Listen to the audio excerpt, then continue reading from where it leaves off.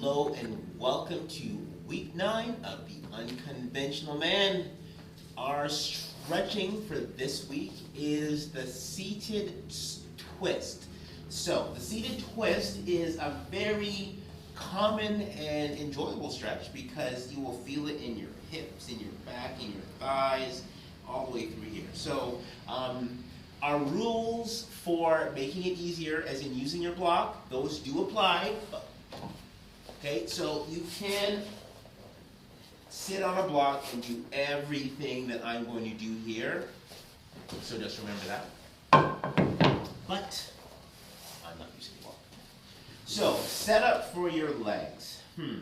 The first thing you're trying to do when you get good into a seated stretch, after you're in this position, start by getting some bend in your knees.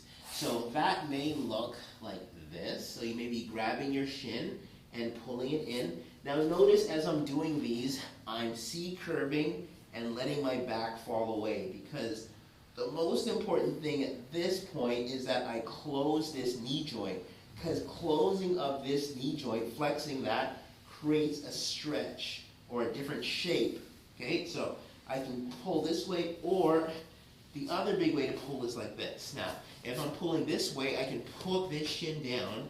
I can literally lift myself up and drop my heels into me. So, some of you guys may find that a lot of work, but that is the first part of this stretch, is learning how to close this knee.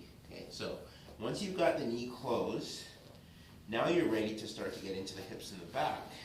So I can lean back first. So I'm pushing, pressing that knee down to the floor, and I'm C-curving into the spine. So this is important for kind of creating a looseness in the low back and a freeness in the front, because ultimately both of these stretches are going to require me to reach across. So as I turn this into a twist, so I'm going to come from this spot, and then I'm going to lift up, and now I've got new length, okay?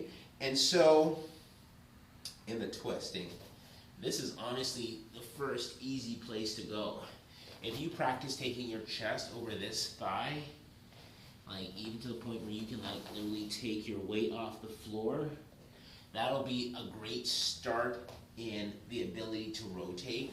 I know everybody eventually will teach you how to go this way, but just remember that these spots in between are equally as important in these stretches, okay? And so you can use your hands to measure. Now, I'm going to add a twist. When I'm twisting, I'm going to twist away from this bent leg. In this first one here, I'm going to take my arm behind me, other arm to the knee, and so lean back for space, press up for a straight spine, and then pull and twist. Okay? And so this is a really handy way to do this kind of seated hurdler stretch, and this actually works in both directions. And it works the same way. I lean back, hand to the knee. So the first movement to get the length is to roll away. So I'm bending this elbow and I'm lowering my body down to the floor. That lets the legs and the hips get straight and grounded into the floor. Then once I have that, I push with the back arm and I lift my spine to a tall position. I lift my chest.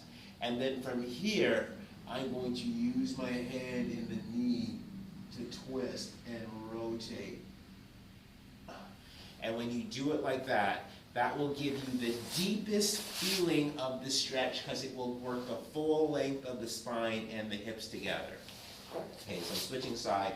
So I'm going to show you the other version of a seated twist. So again, we're going to close our knee, right? And so this time when I close my knee, I'm going to keep it on the mat, okay? And now, with my knee on the mat, remember we always have lifting of the hips and dropping your bum into your heel, because this closing is a stretch. Like this, imagine I was squatting. Okay, so can you see how this is a full deep squat? So this is a really, really important position to learn how to do. Okay, so you can always twist in both directions.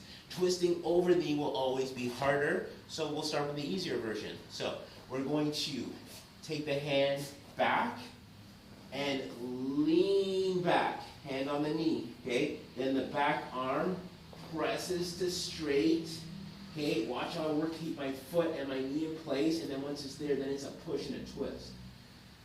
And so I'm sitting, squeezing my heels to my butt and pushing my back to straight because I want to rotate on a really tall spine, right?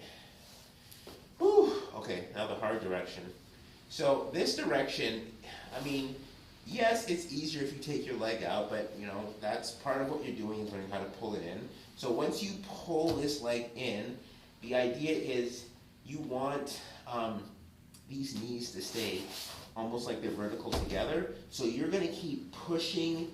Well, this is going to happen with the twist. So I shouldn't say pushing as much as you're going to try to hold the alignment. You don't necessarily want this knee to cross over the other side. That's not what you're trying to do. What you're trying to do is center your hips and twist your spine. Okay, so how do we start a twist? We take our hand back, fingers to our toes, and we roll back, okay? This lets our legs and the front side get long, and it lets us get our ribs out of the way. So then we have the hand on the knee, so we can push in the direction we want to go. And then the next thing is to straighten.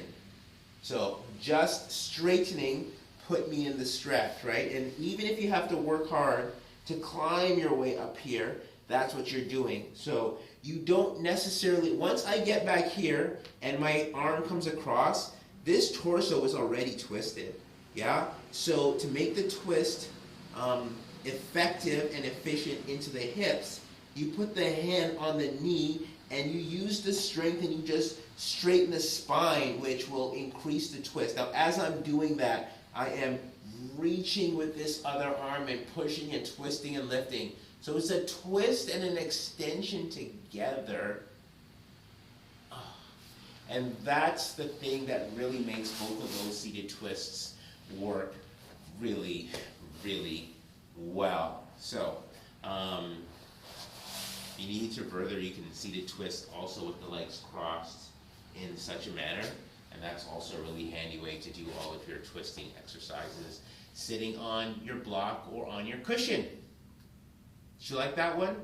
These are great. All of the seated exercises are great because they allow the things that you do around the house, the lazy things, the easy things that you do around the house, whether it's a conversation or a cooking or a TV watching, they allow you to bring mobility into those experiences, and the more movement you have in the life, the better the life will be. So, until next time, be unconventional.